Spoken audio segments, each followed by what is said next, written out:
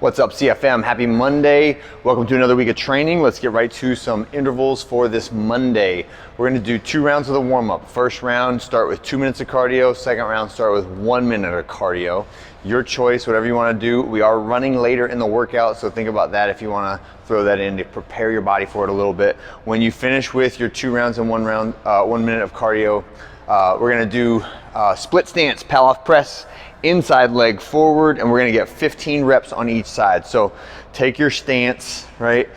As you press out, what we'd like to see is a 90-degree angle between an imaginary projected line from the center of your chest to the band, right? So one of the faults that I see a lot on the Pallof press is that we start off with the band in line with your torso, and then when you press out, it's more of an angle backwards, right? So there's a tighter angle between your arms and the band.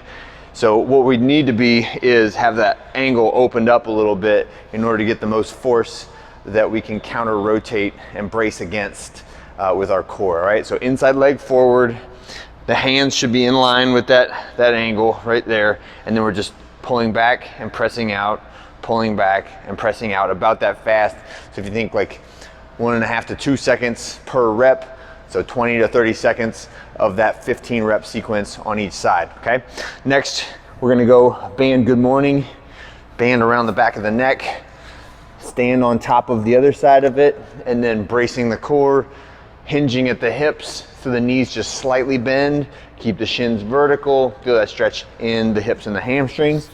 Next one, PVC pass through, okay? So elbows straight, shrug as you go over the top of your head, down to the small of your back, or as far as you can get without bending your elbows. So if you get to right here and you kind of duck your head one direction and bend that arm, we're not really stretching anymore. We are moving, right, which is better than sitting still, but to get the maximum stretch out of this, push your hands behind your head until the point where you can't go any further without bending the arms like that. Or usually what happens is one arm bends and then the other one kind of follows it. But that doesn't attack the mobility restriction that is preventing you from getting back there, right? So in order to hit that, we got to keep those elbows straight and just go back as far as you absolutely can, bump up against that mobility restriction, and then squeeze and then let go of it, okay?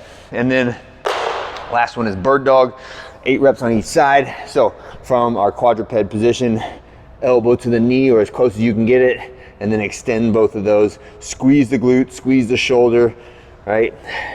Be as active as you can and as tight as you can with these movements, okay? All right, so when we get to the workout, you're gonna need a jump rope, you're gonna need a bike, and some a ground if you wanna do assisted push-ups versus the burpees. Doing the burpees and then doing the hand release push-ups. I wanted those to be back to back so you can feel some of the accumulated fatigue in the arms as well as the cardio that demands, all right? So we'll do the first minute is going to be a 30-second bike sprint and then a 30-second rest. The second minute is going to be 30 seconds of burpees, and we're just counting reps here, and then 30 seconds of rest. The next minute is going to be 30 seconds of hand release push-ups, right? So hand release push-ups, starting from that plank position all the way down, chin and chest touching the ground, hands come up off the ground, and then put the hands back on the ground. These go a lot faster if you stay braced in the middle. So in other words, if I lay all the way down and then relax, I have to re-brace myself before I push back up, right? So the more that I can stay braced, the faster I can do these, and it's better for core recruitment, right? And then our last minute is gonna be spent doing 30 seconds of double unders with a jump rope or 2-for-1 singles.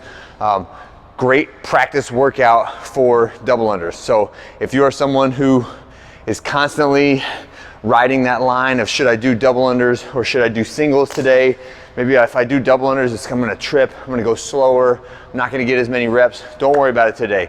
Focus on doing those double unders, getting your practice in.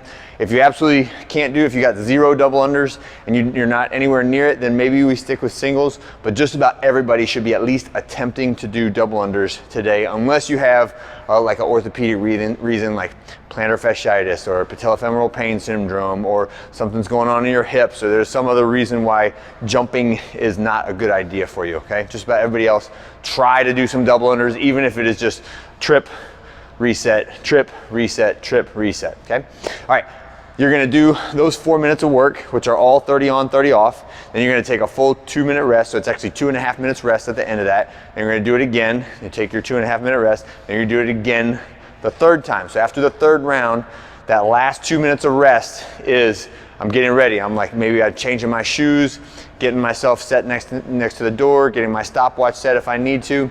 And then at the 18-minute mark, it's gonna be 3, 2, 1, go, and we're out the door for a 1-mile run time trial, okay?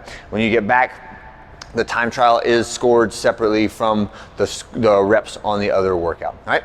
And that is it for today. I hope you guys enjoy it. It's a little combination of some intervals and some steady state, but still high intensity cardio.